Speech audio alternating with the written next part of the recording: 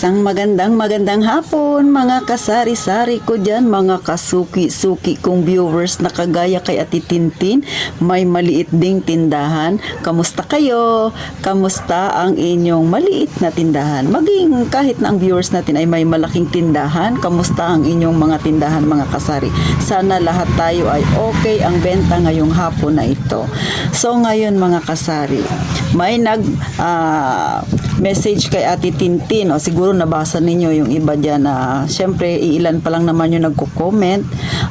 Sabi ni Ma'am Ellen Pilar, ano ba daw ang magandang gawin? Ano bang may papayo ko daw sa kanya? Kasi yung kanyang tindahan ay syempre may benta siyang sigarilyo at ang kanyang asawa ay malakas manigarilyo.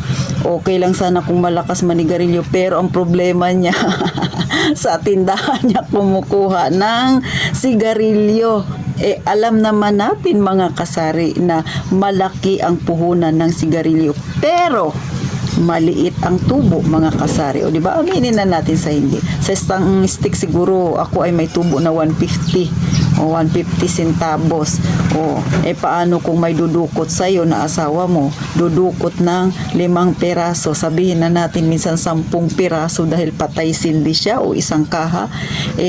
Patay talaga ang puhunan ng iyong sigarilyo. Ma'am Ellen Pilar, hindi ko rin alam.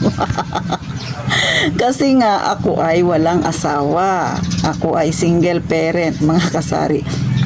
Pero syempre, tutulungan natin si Ma'am Ellen. Sana kayo mga kasari, ano bang may kukomment ninyo kay Ma'am Ellen?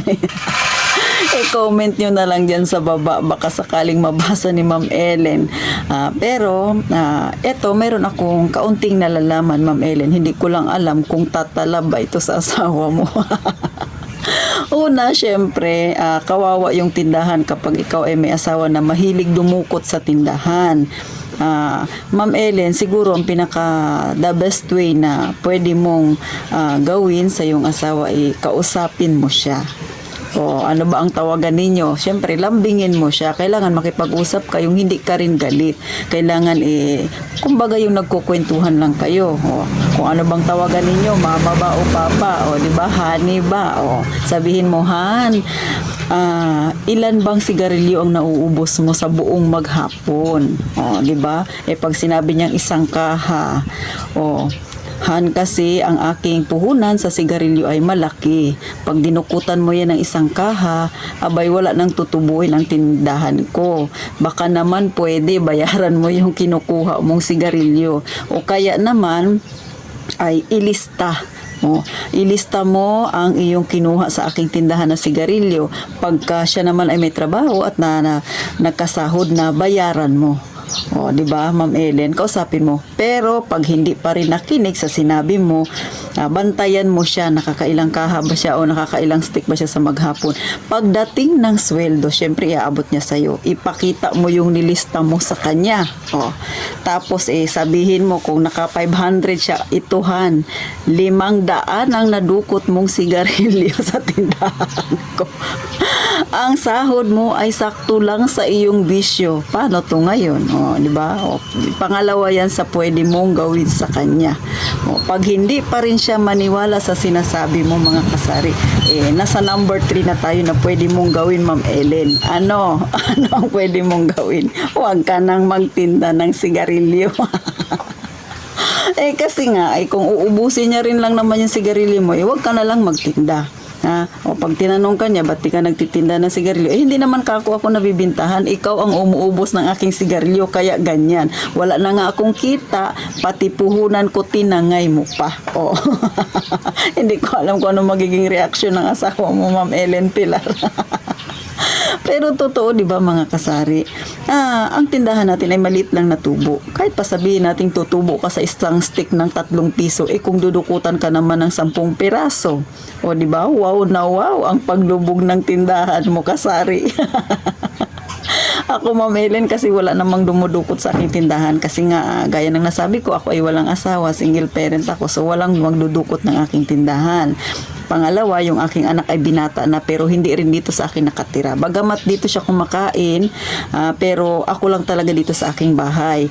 May lupa ako doon sa taas, may kubo-kubo, doon ko siya pinatira, doon ko siya pinatulog. Bakit? Number one ko rin yung rason, bakit ayoko na ako ay makupitan. Di ba? Okay lang naman siya maglabas-pasok. Pero pag nandito siya sa tindahan ko, bantay sarado ko. Hindi naman sa wala akong tiwala, pero maganda na yung nag-iingat ako. Kasi kagaya ng problema ni Ma'am Ellen Pilar, ayoko rin niyang maranasan, Ma'am Ellen. Pero syempre, asawa mo yan, ganyan yung the best way na gawin mo, ma'am. Di ba, kausapin mo siya ng mahinahon, kausapin mo siya na maliit lang ang iyong tubo. O pag hindi pa rin siya nakinig, syempre pumunta ka doon sa pangalawa mong pwedeng gawin, ilista mo lahat ng kanyang kinukuha at pagdating ng sweldo, bayaran mo. Ipakita mo sa kanya na yan yung nakonsumo ng sigarilyo. Kung 15 days siya sumasahod, o di 15 days, makita niya, naku, 2,000 pala yung nauubos kong sigarilyo, mahal. Di ba? Pero pag hindi pa rin siya nakinig sa'yo, yung pang number 3 na. Huwag ka nang magtinda ng sigarilyo. Kung sa tingin mo ay hindi ka naman nabibintahan, bagkus, napunta lang doon sa iyong mahal na asawa. Ganon, mga kasari. Siguro ito si Ma'am Ellen, napuno na siguro siya sa asawa niya. Mga kasari, sa totoo lang, pinakamahirap magnegosyo kapag ang iyong kasama sa bahay ay hindi marunong tumimbang sa'yo. No? Diba? Pagod ka na, sana naman makisama. Kung hindi ka man nila tulungan dyan na magbantay ng tindahan, na mamili, sana naman maawa sila sa'yo. Huwag nang dumukot. O diba? Paano kung may mga anak ka pa, lalo pag binatilyo, mga dalagita, ay naku, kanya-kanyang dukot yan. Wala na. Purdoy ang tindahan ni mama. Yun yung aking nalalaman, Ma'am Ellen. Kasi nga, kailangan kausapin mo lang siya. Siguro, yung dalawa lang kayo, syempre, para hindi naman siya mapahiya, yung lambingan lang ninyo. Wag naman yung sasabihan mo siya na parang ma-offend siya sa'yo. Syempre, magdaramdam din ang iyong asawa. Pero sa totoo lang, kung iisipin mo, ikaw nga ang dapat magdamdam kasi yung negosyo mo, inuubos niya ang laman. So, sa akin naman, kung madadaan mo sa pakikipag-usap, bakit hindi? Didaanin mo sa pakikipag-usap. Pero kung sa tingin mo, hindi na siya madadala kahit anong pag-uusap ninyo, huwag ka na lang magtinda ng sigarilyo para wala na lang kayong pag-usapan. Hindi ko kasi pa na-experience yung ganyan, Ma'am Ellen, pero kasi nga, wala nga akong kasama na ganyan dito sa bahay. So, Ma'am Ellen, yan lang yung kaya kong maipayo sa inyo mga kasari na nanonood kay Ate Tintin. Ano bang pwede nating maipayo kay Ma'am Ellen Pilar tungkol sa kanyang asawa daw na dukot ng dukot? O baka naman kayo na nanonood sa akin, ganyan din ang problema ninyo mga kasari, ha? Pero, syempre, sa mga may ganyang problema, mas mainam na makipag-usap na lang ng mahinahon. Kung hindi madaan sa mahinahong pakikipag-usap, wag nang magtinda ng sigarilyo para wala nang pag-usapan.